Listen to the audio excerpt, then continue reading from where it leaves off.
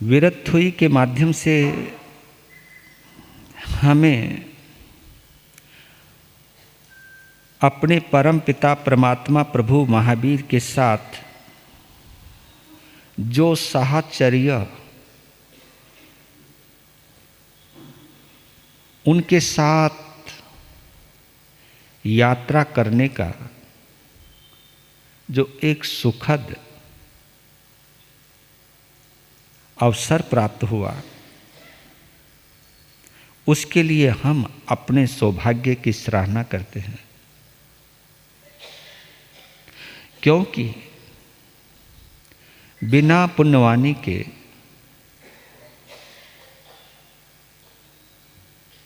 हम कभी भी भगवान से नहीं जुड़ सकते। और वो पुण्यवानी लाजवाब होती है। जो पुण्यवानी हमें जिनवानी से और जिनवानी के उद्गाता जिनेंद्र भगवान से जोड़ने वाली होती है। संसार में जितनी भी अनुकूलताएं हैं वे भी हमें पुण्यवानी से मिलती हैं। लेकिन ये जो पुण्यवानी है, जिस पुण्यवानी के बलबूते पर हम अपने प्रभु के साथ जो भी आत्मीय संबंध स्थापित करने की योग्यता प्राप्त करते हैं, वह योग्यता कल्याणकारी होती है। वह योग्यता हमें हमारी आत्मा से मिलाने वाली होती है। और बिना आत्मा से मिले परम आनंद का रास्ता मिल ही नहीं सकता। क्योंकि आनंद आत्मा में है, पुण्य में सुख है। पुण्य हमें सुखी कर सकता है लेकिन आनंदित नहीं कर सकता। आनंदित तो हमें आत्मिक गुण और परमात्मा का सहवास ही कर सकता है। तो ऐसी दिव्य वीर गाथा या वीरत्थुई के माध्यम से हम महावीर से जुड़ते जुड़ते, और मुझे इस बात की एक परम संतुष्टि है कि हम 4 महीने भगवान के साथ ही रहे। चाहे वो वीरत्थुई रही हो, चाहे वो पर्वाधिराज प्रयोसनों में अंतगढ़ सूत्र की वाचना रही हो, और चाहे वो श्रीमद् उत्तराध्ययन श्रुत देव की आराधना रही हो, और फिर हम वहीं आ गए हैं लौटकर वीरत्थुई के पास। इसके लिए हमें हृदय से आभार व्यक्त करना चाहिए अनंत उपकारी आचार्य देव श्री सुधर्मा स्वामी भगवान के प्रति और उनके जिज्ञासु शिष्य आर्य जंबू स्वामी के प्रति। क्योंकि वो जिज्ञासु ना बनते तो ये अमृत धारा प्रवाहित नहीं होती, और ये प्रवाहित होने वाली जो अमृत धारा है, इसमें हमको भी बहने का शुभ अवसर ना मिलता।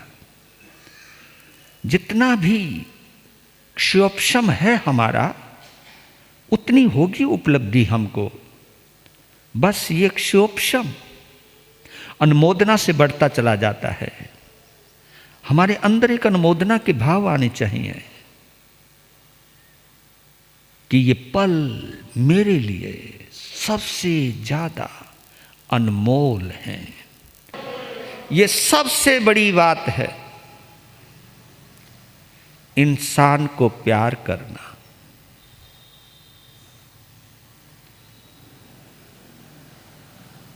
लेकिन हम क्या करते? भगवान से प्यार करते, इंसान से नहीं करते।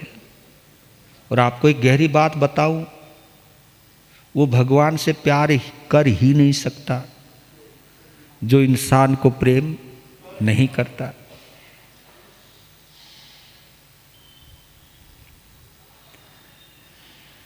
लीजिए आज 23वीं गाथा में, क्योंकि इसको भी जल्दी पूरा करना है, 29 गाथाएं हैं और आज हम 23 में प्रवेश कर लेते हैं।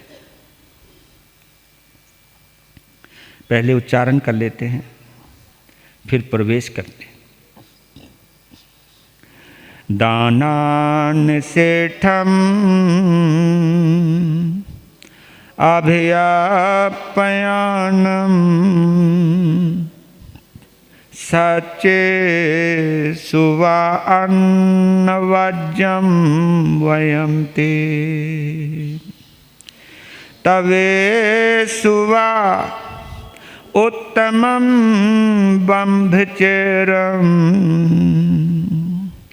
लोगो तमे सामने नाय पुते लोगो तमे सामने नाय पुते। बोलिए शासनपति भगवान महावीर स्वामी की, आचार्य श्री सुधर्मा स्वामी भगवान की, आर्य श्री जम्बू स्वामी भगवान की। दानान सेठम अभियप्पयानम सच्चे सुवा अन्न वज्जम वयंती तवे सुवा उत्तमम बंभचेरम लोगुत्तमे समणे न्याय पुत्ते।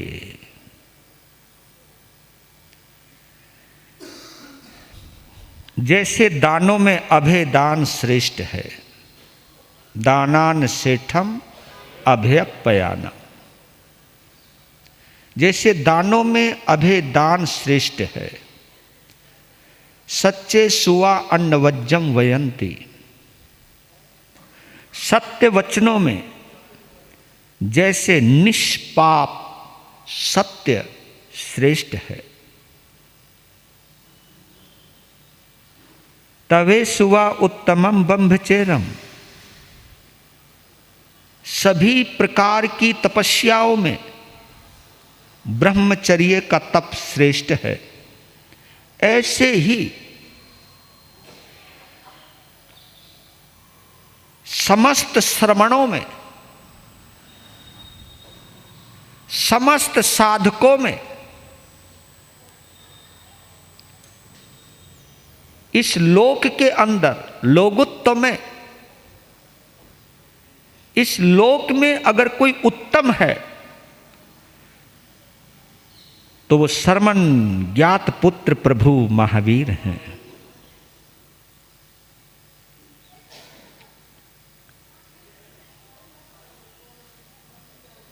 सुधर्मा स्वामी के इन श्रद्धा सिक्त शब्दों में बसे हुए प्रभु महावीर को महसूस करने का कुछ देर अभ्यास या प्रयास करते हैं।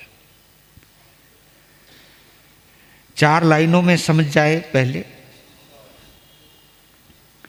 भोजनादिक दान में उत्तम अभय का दान है, सत्य में निष्पाप करुणा सत्य के ही शान है, ब्रह्मचर्य महान है तप के अखिल व्यवहार में, ज्ञात नंदन है श्रमण उत्तम सकल संसार में, ज्ञात नंदन है श्रमण उत्तम सकल संसार में। भोजनादिक दान में उत्तम अभय का दान है। भोजनादिक अन्नदान, औषध दान, जितने भी वस्त्र दान, जितने भी दान हैं, उन दानों में अगर कोई सबसे बड़ा दान है तो वह अभय दान है।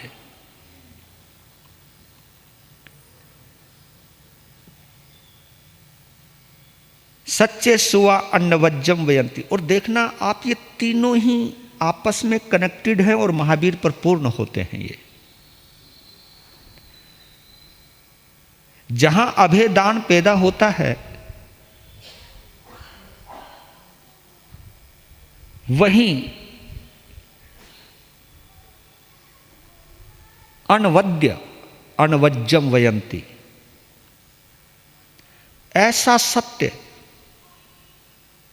जो किसी को दुख नहीं देता, जो किसी को तकलीफ नहीं देता।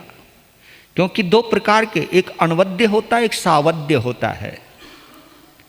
सावद्य वो होता है जो किसी को दुख और तकलीफ देने वाला होता है।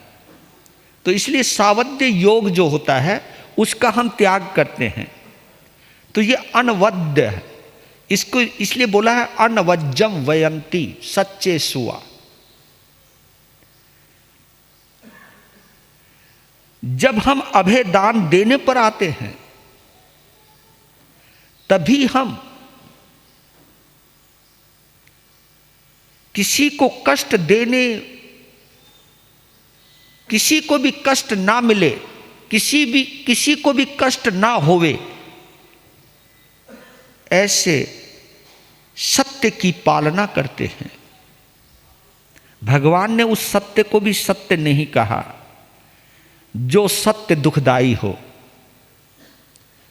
भगवान ने ऐसे सत्य को सत्य ही नहीं कहा जो किसी की इज्जत उजाड़ने वाला हो। भगवान ने ऐसे सत्य की प्ररूपणा ही नहीं की जो किसी को जलील करने वाला हो। इसलिए तो भगवान ने कहा कि अंधे को भी अंधा नहीं कहना। ये क्यों कहा? जबकि वो सत्य है, वो अंधा है, लेकिन फिर भी उसको नहीं बोलने को बोला है। भगवान ने तो चोर को भी चोर कहने को, तो जरूर इसके पीछे कोई ना कोई अनंत करुणा काम कर रही है। आप लोग तो बोल देते महाराज हम तो कहने वाले सांप चाहे कोई बुरा मानो। यार कमाल, पहले तुमने फैसला कर लिया चाहे कोई बुरा मानो जी, हम सांप कहने से बाज नहीं आने के। और बताऊं आप लोगों की ऐसी मानसिकता, वो ऐसे ही सत्य की खोज करते रहते जो किसी का दिल दुखने वाला हो। इसलिए कहा श्रावक हो चाहे श्राविका हो, चाहे साधु हो चाहे साध्वी हो, किसी का हम रहस्य जानते हैं, गुप्त भेद जानते हैं, तो उस गुप्त भेद को कहने का हमें कोई हक नहीं है।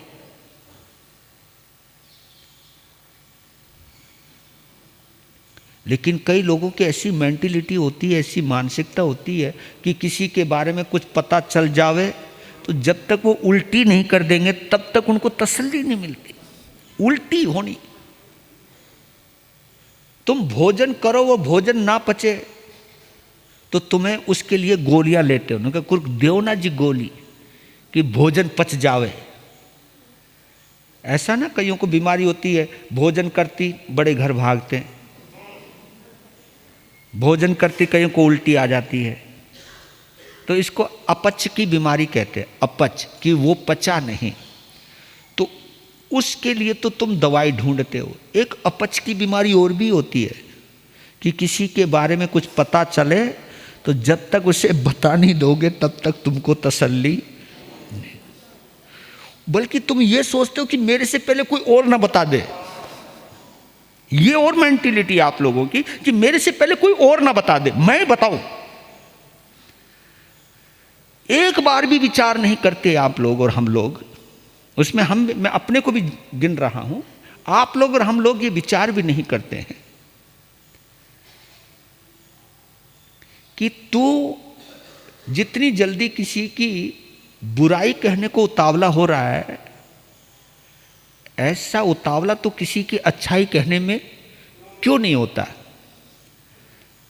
ये आपने देखा होगा, किसी की बुराई नजर आ जाए तो उसे जल्दी बताते हो, और किसी के अंदर अच्छाई हो तो तुम ये सोचते हो कहीं ढोंग तो नहीं कर रहा।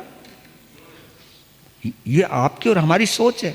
कोई अच्छा काम कर रहा हो, अच्छे ढंग से बोल रहा हो, अच्छा काम कर रहा हो, तो तुम सोचते हो कि ये ढोंग तो नहीं कर रहा, और बुरा करे तो समझो ये बिल्कुल वही कर रहा है जो इसका करैक्टर है। हम इतनी जल्दी डिसाइड करते चले जाते। तो अनवद्य सत्य को ही सबसे ऊंचा सत्य कहा है, लेकिन ये आती कब है? जब अभेदान पैदा होता है। अभेदान से ही जुड़ा हुआ है, इसलिए बोला उन्होंने, दानान सेठम अभ्यपयानम सच्चे सुवा अन्नवज्जम वयंती तवे सुवा उत्तमम बम्भचेरम। इसके साथ अभेदान के साथ ब्रह्मचर्य का भी संबंध जोड़ा है, उस सत्य के साथ ब्रह्मचर्य का भी संबंध जोड़ा है। ये एक भाव स्थिति होती है साधकों की, ये भाव स्थिति होती है आत्मा के आराधकों की, यही भाव स्थिति होती है अरिहंत और सिद्धों के उपासकों की। क्योंकि जो अरिहंत और सिद्धों की उपासना करने का भाव रखता है, जिनको वीतराग प्रभु में थोड़ी सी भी रुचि है, अभिरुचि है, उनके जिन शासन के प्रति थोड़ा सा भी अगर मन में भाव है, तो उनके अंदर ये सब मनस्थिति आती हैं, ये भाव स्थिति आती है कि मैं किसी का बुरा नहीं करूंगा, इवन उनका भी, जो मेरा भी बुरा करे उसका भी बुरा नहीं करूंगा। अभेदान उस मेंटिलिटी से, उस मनस्थिति से पैदा होता है, उस भाव स्थिति से पैदा होता है, जिसके अंदर अनंत करुणा है, मैत्री भाव है। वो कभी भी ऐसा सत्य नहीं बोलेगा जो सत्य किसी की इज्जत को उजाड़ने वाला हो। इतना गहरा संबंध होता है अंदर के मैत्री भाव का। और जब और प्रगाढ़ होती है ये मैत्री और प्रगाढ़ और गहरी होती है, तो ब्रह्मचर्य की साधना का जन्म होता है। क्योंकि वो चाहता है कि मैं अपने सेटिस्फैक्शन के लिए अनंत जीवों की हत्या नहीं करूंगा। वहां पर भी अभेदान है, वहां पर भी एक मानसिकता है कि अपनी शारीरिक भूख को मिटाने के लिए, मैथुन संज्ञा को संतुष्ट करने के लिए मैं जीवों की हानि नहीं करूंगा, जीवों को मरने नहीं दूंगा। क्योंकि उसमें भी अनंत जीवों की, और वो भी उसके अंदर संगी पचेंद्री जीव रहते हैं। आप ये समझो, मन वाले जीव होते हैं उसके अंदर। जिस संसर्ग के द्वारा इस संसार की उत्पत्ति होती है, तो उसके अंदर वो जीव है, नहीं तो मन वाले जीव हम और तुम कहां से पैदा होते। तो आप ये मान के चलिए कि वो करुणा वहां तक प्रवेश करती चली जाती है। अभेदान से शुरू हुई है ये भाव स्थिति, सत्य पर आई है, ब्रह्मचर्य पर आई है, और इन्हीं तीनों के आधार पर ही भगवान महावीर इस लोक के अंदर उत्तम हुए हैं। लोगोत्तमे सम्मने नाय पुत्ते, केवल इन भावधाराओं से बहते हुए, और इनका अभ्यास किया है मेरे प्रभु ने।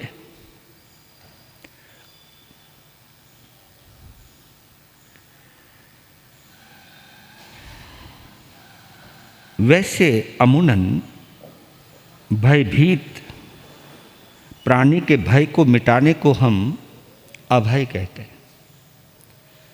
और आपको याद है कि जिन शासन में भी कुछ ऐसे ऐसे उद्घोषणाएं होती है, उद्घोष होते हैं, उद्घोष, जिसमें हम अभय शब्द का प्रयोग करते हैं।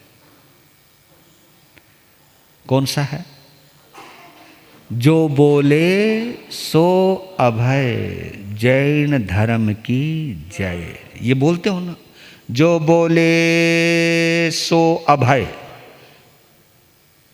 जो बोले सो अभय, मतलब वो अभय होना चाहिए, उसको कोई डर नहीं होना चाहिए। जो बोले सो अभय, जैन धर्म की जय। इसका मतलब क्या है कि जिसको जैन धर्म में, जिन शासन में जिनेंद्र देव में आस्था है, वो कभी भी किसी को भयभीत नहीं करेगा। और यहाँ तो आप लोग और हम लोग अपनी दादागिरी दिखाने की कोशिश करते। कई साधु तो ऐसा चेहरा बना लेते कि आदमी बेचारा थर थर कांपे। आप लोग भी कहते हो महाराज जी हमें तो आपसे बहुत डर लगे, और मैंने अगर ऐसी स्थिति बना के रखी हुई है जिससे आपको मेरे से डर लगे, और कभी कभी आप लोगों को अच्छा लगता है कि लोग डरते हैं मेरे से। घर के अंदर कई लोग ऐसे भी होते हैं बड़े, जिनके चेहरे पे त्योरियां चढ़ी रहती हैं। जैसे घर में प्रवेश करे, बच्चे थोड़े बहुत खेल रहे हों तो उनके माँ बाप कहते हैं चुप आ गई हो ना, बच्चों में दहशत।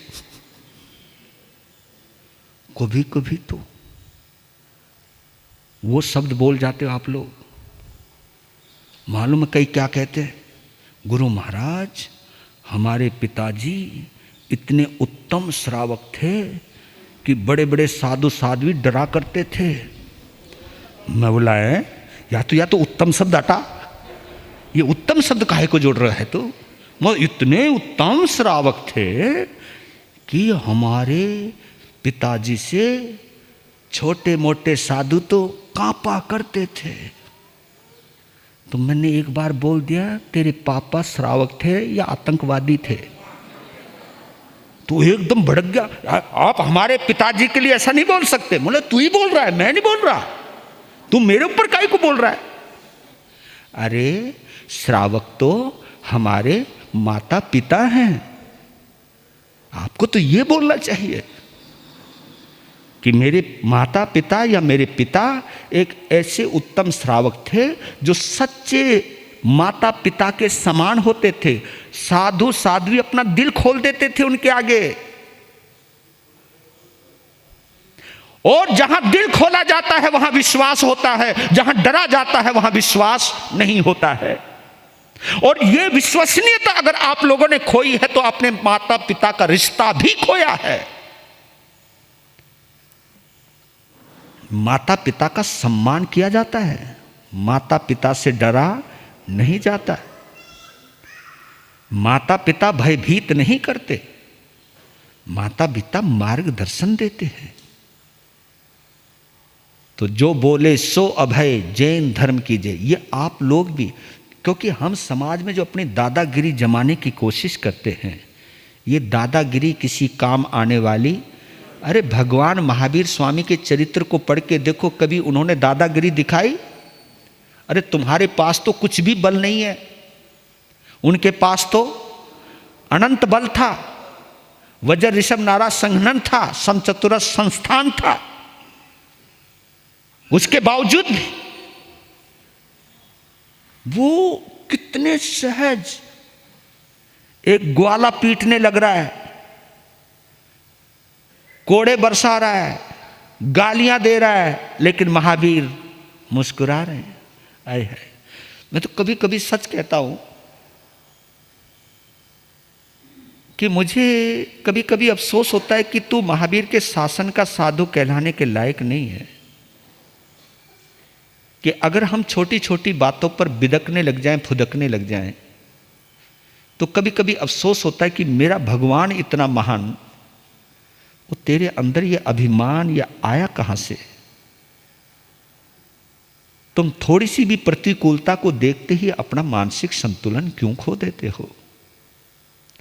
और ये हम भी खो देते हैं और आप लोग भी खो देते हैं। तो इसके लिए जरूर सोचना चाहिए। देखिए, परिस्थितियां मेरे हाथ में नहीं हैं, परिस्थितियां वही आएंगी जो हमने निश्चित कर रखी हैं। हमारे कर्मों ने, हमारे कार्बन शरीर ने जो भी इजाद की हुई हैं, उन परिस्थितियों से हमें गुजरना ही पड़ेगा, उसे रोक नहीं सकते। तो मैंने एक दिन बोला था आप लोगों को कि परिस्थिति मेरे हाथ में नहीं है, लेकिन मनस्थिति मेरे हाथ में है। मैं परिस्थिति नहीं बदल सकता, मनस्थिति बदल सकता हूं, और मनस्थिति अपना आप ही बदल जाएगी अगर महावीर अंदर होंगे, ये गाथा अंदर होगी। तो जो बोले सो अभय जैन धर्म की जय। हमारे सिख धर्म के अंदर भी एक शब्द आता है, जो बोले सो निहाल, सत श्री अकाल। जो सत्य से जुड़ा हुआ है उसी को अकाल पुरुष कहा है। क्योंकि सिद्धों को भी अकाल पुरुष कहते, क्योंकि वहां समय सीमा खत्म, वो अनंत है, अकाल है, काल का कोई प्रभाव नहीं है उनके ऊपर। हमारे ऊपर, तुम्हारे ऊपर काल का प्रभाव है। हम छोटे भी होंगे, बड़े भी होंगे, मरेंगे, फिर दोबारा जन्म लेंगे, फिर छोटे, फिर बड़े, फिर मरेंगे। ये काल का प्रभाव हमारे ऊपर चलेगा। लेकिन वो वहां जा चुके हैं जहां पर काल का कोई प्रभाव नहीं है। वो अकाल पुरुष है। जो बोले सो निहाल, वो निहाल ही हो जाता है, वो माला माल ही हो जाता है, वो अंदर से धनवान हो जाता है। जो सत्य से जुड़ जाता है, जो अस्तित्व से जुड़ जाता है, जो परमात्मा से जुड़ जाता है।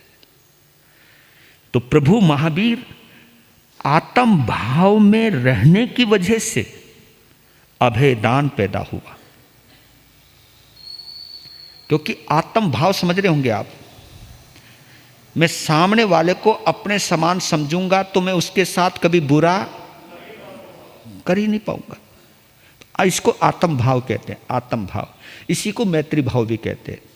आत्म भाव कहिए, मैत्री भाव कहिए, बात एक ही है। भगवान महावीर की कई उद्घोषणाओं के अंदर एक उद्घोषणा और याद दिला रहा हूं आपको।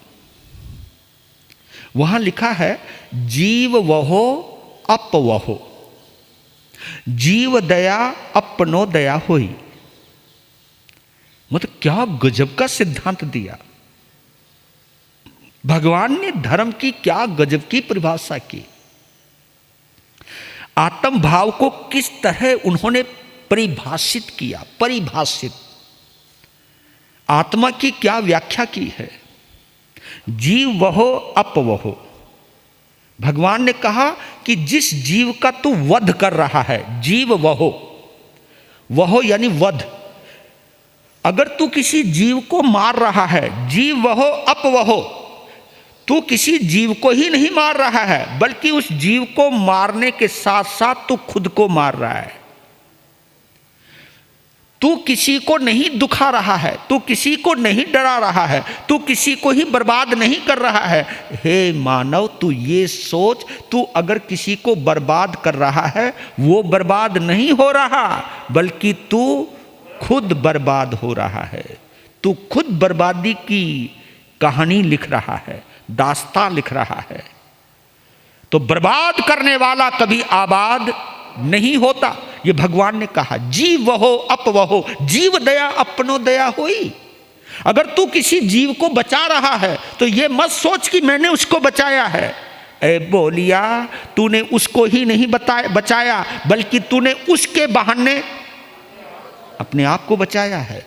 जीव दया अपनो दया हुई। अपने ऊपर तू दया कर रहा है। तो जब भी तुम किसी को जलील करो, किसी का दिल दुखाओ, तो भगवान का ये शब्द याद कर लेना कि तू उसको जलील नहीं कर रहा है, बल्कि तू अब जलील होने का पूरा इंतजाम कर रहा है। जब ये पासा पलटेगा, जब वक्त बदलेगा, आज तू जलील कर रहा है, कभी वक्त आएगा जिसको तू जलील कर रहा है वो कभी तुझे जलील करेगा। अगर तुम्हें जलील होना पसंद नहीं है तो कम से कम जलील करना बंद कर दीजिए। अगर तुम्हें जलील होना पसंद है तो खूब जलील करो, मैं मना नहीं कर रहा हूं। रो मत फिर बाद में कि हमारी इज्जत खराब हो गई। अरे भाई, तूने ऑलरेडी किसी की इज्जत उजाड़ रखी है, आज उसका वक्त आया वो तेरी उजाड़ रहा है। अब भी संभल जा, इज्जत उजड़ते उजड़ते भी संभल जा कि कम से कम एक संकल्प ले कि इज्जत उजड़ने से कितना दर्द होता है आज मुझे पता चला है, उसको भी कितना दर्द हुआ होगा, आज उसका भी तू अनुभव कर। हमारे यहां पर एक शब्द और आता है, अनुकंपा। ये बड़ा प्यारा शब्द है,